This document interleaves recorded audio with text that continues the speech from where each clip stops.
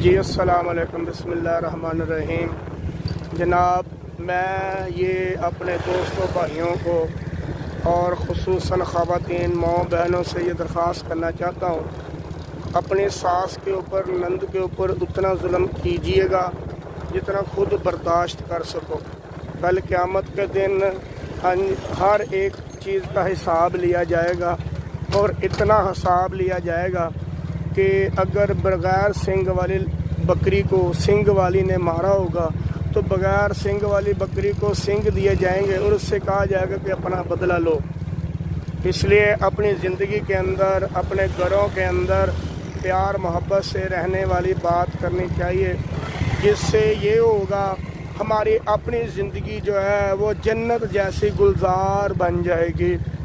اور یہ بات میرا خیال ہے کہ بھی خواتین کو بالخصوص سمجھنا چاہیے کہ وہ جن گھروں میں سے آئی ہیں انہی کے گھروں میں بھی یہ تمام رشتے موجود ہوتے ہیں، کیونکہ ہم کو یہ چاہیے ہم اپنی زندگی ایسی گزاریں کہ ہمارے مرنے کے بعد لوگ ہمیں اچھے الفاظ کے ساتھ یاد کریں، اور ہمارے بہن بھائی جو ہم سے ناراض ہیں وہ اس بات کا یہ کہیں کہ یہ ٹھیک ہو گیا ہے۔ اس لیے ہماری زندگی کے اندر جو بھی معاملات ہیں ان کو ہم نے ٹھیک کرنا ہے، جس کو حقوق العباد کہتے ہیں۔